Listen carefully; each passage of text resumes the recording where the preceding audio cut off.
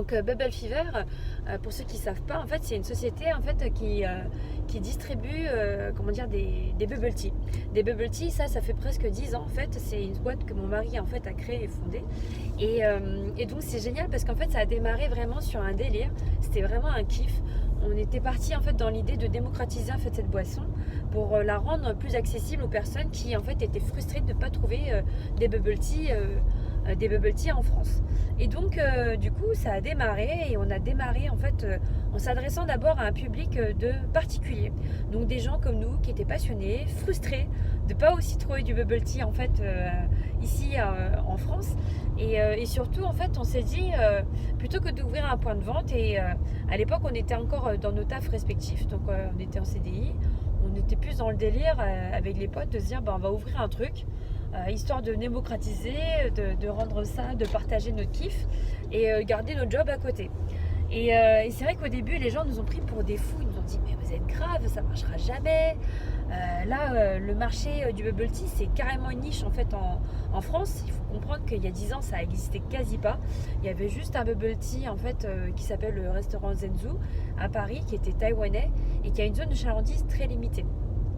Et donc du coup les gens nous ont fait non mais ça marchera jamais, non seulement vous faites la niche, donc c'est des kits pour les particuliers, mais c'est la niche dans la niche quoi, pourquoi vous adressez pas aux professionnels à la restauration, ça serait plus simple, vous feriez plus d'argent.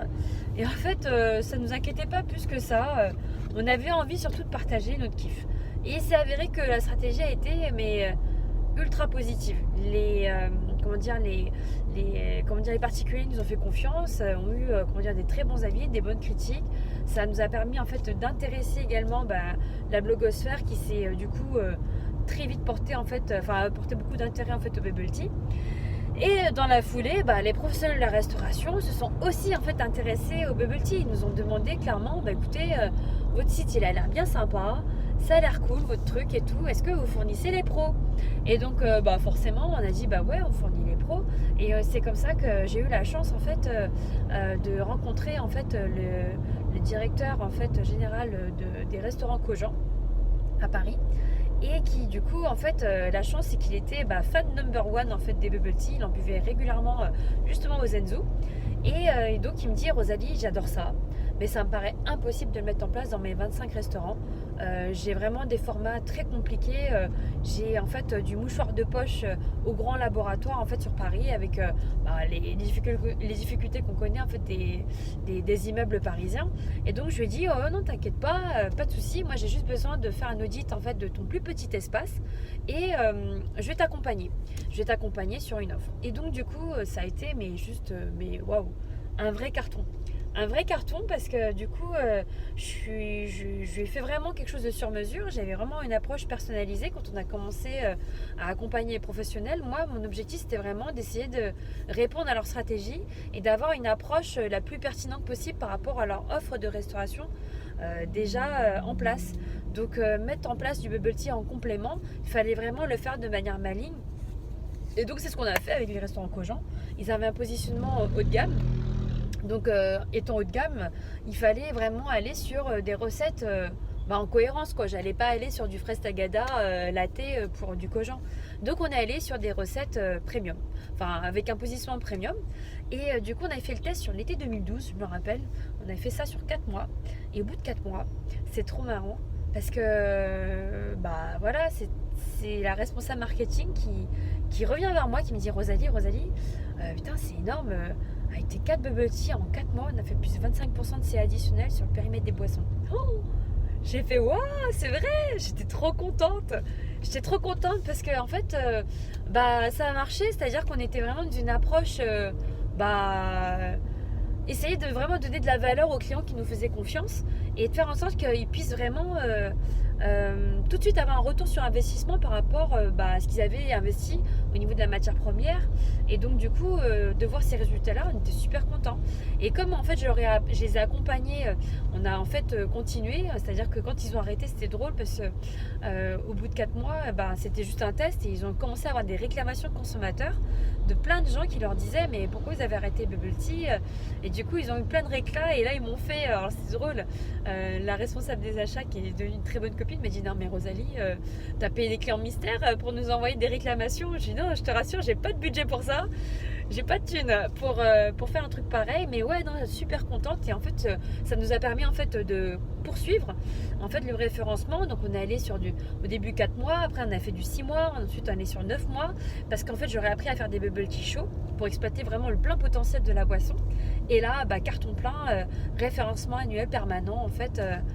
Voilà, sur leur assortiment. Et à côté de ça, c'est vrai que c'était une belle vitrine parce que ça nous a permis en fait d'accompagner d'autres professionnels de la restauration. Et donc voilà quoi, donc pourquoi je vous raconte tout ça?